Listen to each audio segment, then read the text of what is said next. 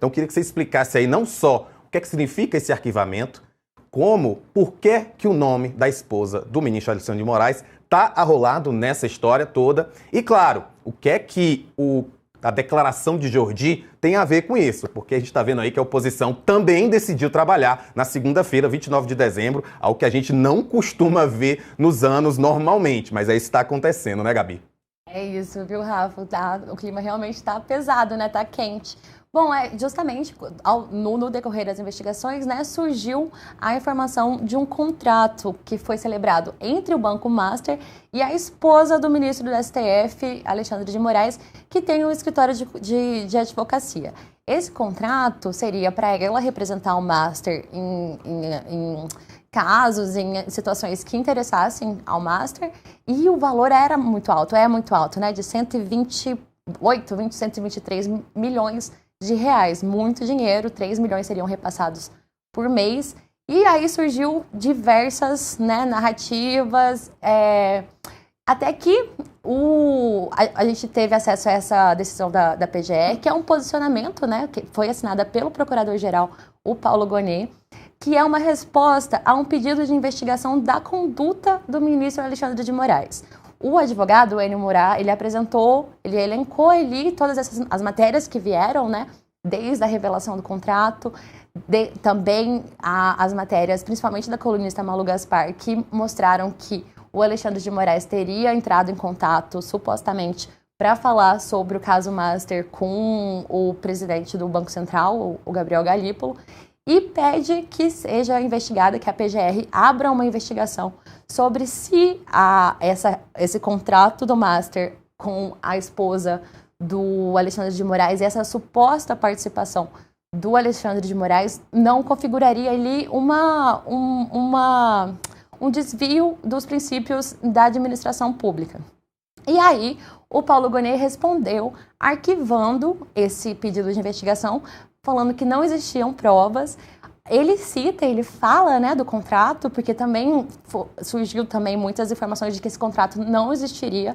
Ele trata o contrato como existente, mas ele diz que, a priori, não há qualquer indício de ilicitude.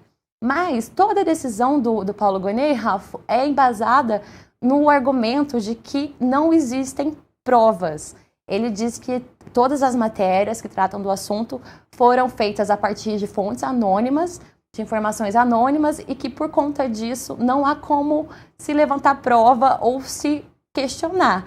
E que por conta dessa impossibilidade, dessa ausência de documentação que comprovassem essas denúncias, tanto a suposta participação do Alexandre de Moraes, ali, uma suposta intervenção com o Banco Central, quanto o trabalho, né, da esposa do ministro para defender o Master, não teria documentos nem pessoas que tivessem afirmado em on, né, pessoas que pudessem ter os seus depoimentos questionados, e então essa falta de provas é o que o Paulo Gonet aponta como motivo para não dar prosseguimento a esse pedido de investigação. Mas acho que é importante, né? Você citou, mas só para a gente reforçar de que esse pedido, essa determinação da Procuradoria-Geral da República confirma a existência do contrato, que havia toda essa discussão, né? Isso realmente é uma informação, né, valiosa dentro desse contexto que a gente vem trazendo, né?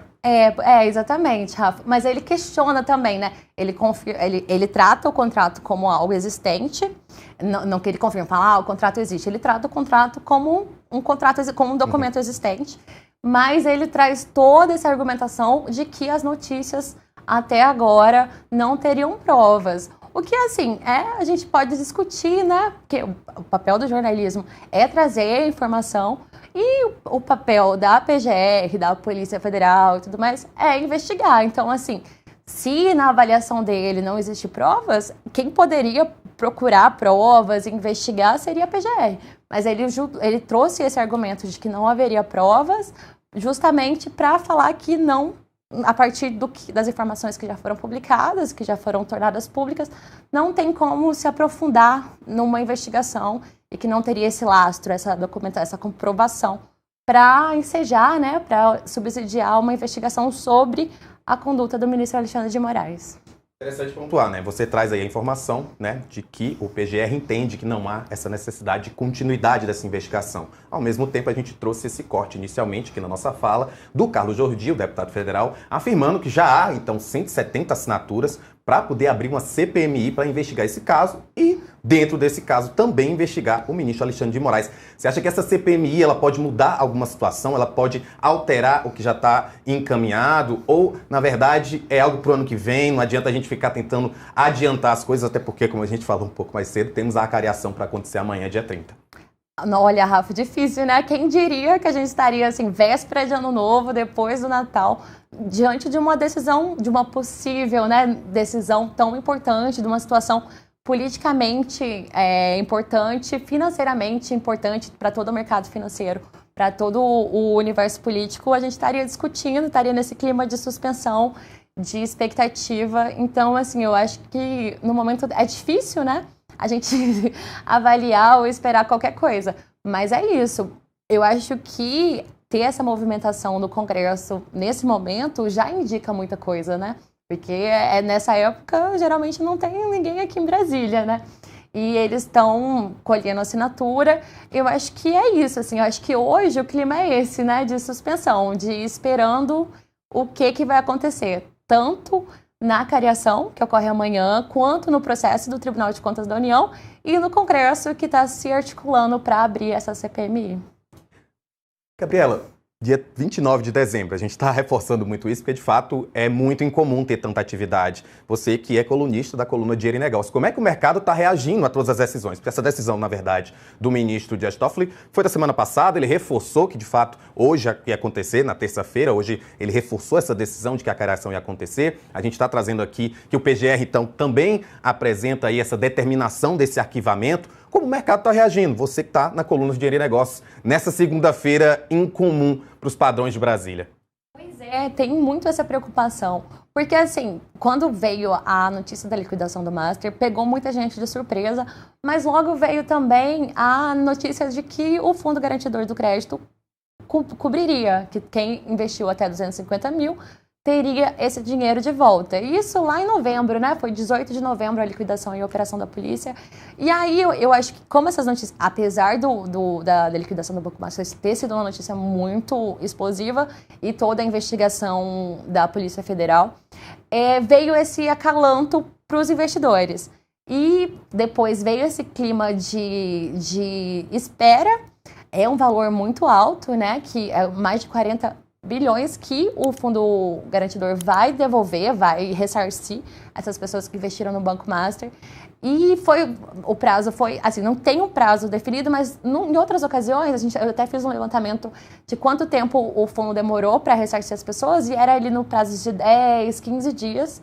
A gente já passou de um mês e estava aumentando essa preocupação. Eu acho que a maior preocupação sobre a liquidação, uma possível interferência, uma possível mudança na liquidação do Master, bate muito aí nos investidores que estavam esperando esse dinheiro de volta, porque a gente não sabe o que pode acontecer, como é que vai ser, se, por exemplo, o Banco Master, se essa liquidação for revertida, se ele volta a ser responsável pelo pagamento desse dinheiro.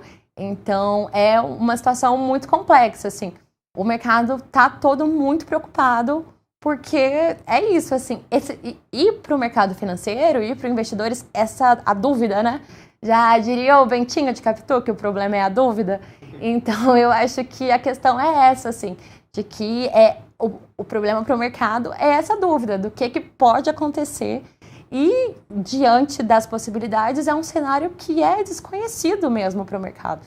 Então, fica essa preocupação constante em pleno dia 29 de dezembro, né? Eu fico me perguntando, acho que vai ter muita gente celebrando bem o Ano Novo e muita gente celebrando mal o Ano Novo, como já era de se esperar de praxe aqui em Brasília. Gabriela, de novo reforçando que amanhã a gente vai fazer a cobertura completa, tanto no Metrópolis.com quanto aqui no nosso canal do YouTube do Metrópolis, sobre essa acariação que acontece entre o dono do Banco Master, Daniel Vorcaro, o diretor do Banco Central e o ex-presidente do BRB. Por favor, Gabriela, você que tem os nomes, eu acho que você vai dizer melhor do que eu e só reforça que amanhã a gente vai estar diante dessa cobertura completa aqui no Metrópolis. É isso, o Vorcaro, que era o dono do Banco Master, né? o Paulo Henrique Costa, que é o ex-diretor do BRB, que foi afastado no dia da operação, e o diretor de fiscalização do Banco Central, o Ailton de Aquino.